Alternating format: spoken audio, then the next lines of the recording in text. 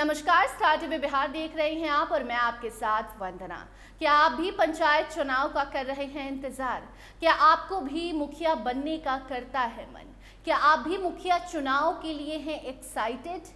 तो आपके लिए बड़ी खबर आई है। देखिए, बिहार में इस बार मुखिया चुनाव अलग तरीके से होने जा रहा है।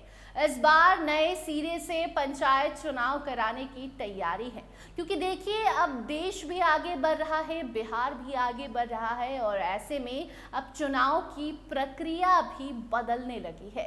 हाल ही में हुए बिहार विधानसभा चुनाव में आपने देखा होगा किस तरीके से शांतिपूर्ण चुनाव प्रक्रिया संपन्न की गई। ठीक उसी ढंग से अब बिहार में पंचायत चुनाव कराने की तैयारी भी है और ऐसे में इस बार पंचायत चुनाव में कई सारे बड़े बड़े बदलाव आपको देखने को मिलेंगे। ये जानकारी इसलिए आपको हम देते हैं ताकि जो उम्मीदवार हैं मुखिया के, वो भी समझ सके कि उन्हें किस पैमाने पर तैयारी करनी है। जो गांव के लोग हैं वो ये समझ सके कि इस बार उन्हें वोटिंग किस बेसिस पे करनी है और जो प्रशासन है वो क्या भूमिका इस पंचायत चुनाव में निभा रहा है, ये बात भी आपका जानना बेहद जरूरी हो जाता है, क्योंकि किसी भी चुनाव को, किसी भी कार्यक्रम को संपन्न कराने में प्रशासन का बहुत बड़ा योगदान होता है। ऐसे में आपको बता दें कि इस बार सबसे पहले तो ईवीएम में बदलाव किया गया है। जी हाँ, देखिए इस बार हैदराबाद से करोड़ों रुपए लगाकर ईवीएम मशीनें बिहार में लाई जा रही हैं। मशीनें तैयार कर ली गई हैं और इस बार पोस्ट ईवीएम मशीन से बिहार में पंचायत चुनाव कराए जाएंगे, जिसमें एक मशीन में सारे जो पद हैं वो एक साथ एक मशीन में आप सभी पदों के लिए वोटिंग कर पाएंगे।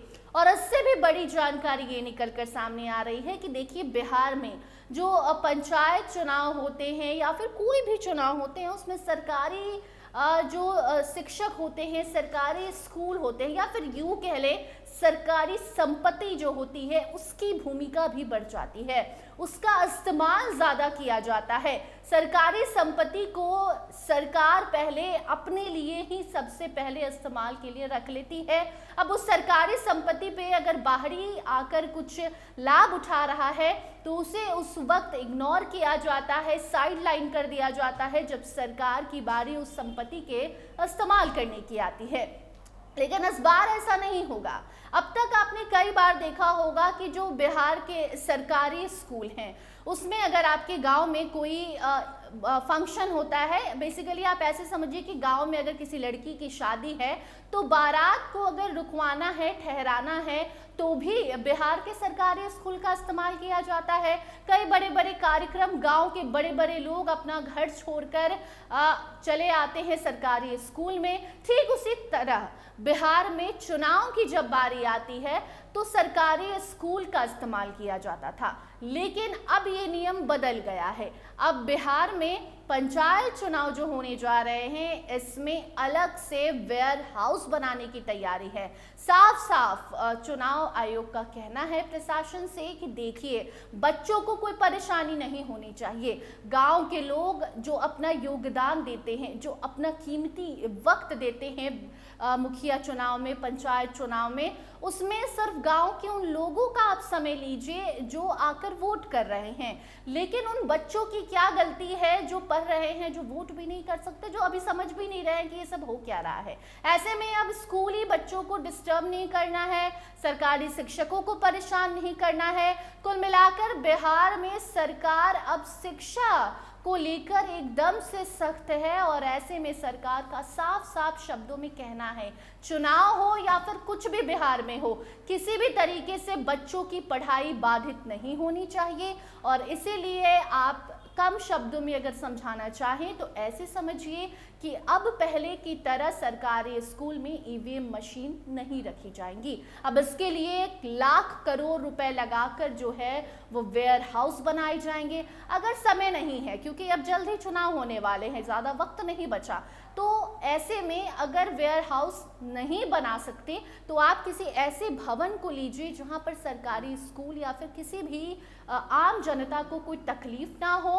15 साल के लीज पर आपको वो ज़मीन या फिर वो बिल्डिंग लेना है जहां पर चुनाव में जिस पोस्ट ईवीएम मशीन का इस्तेमाल हो उस मशीन को रखा जाए, वहां पर सीसीटीवी कैमरे लगाए जाएं, वहां को पुलिस तैनात वहां पर किया जाए।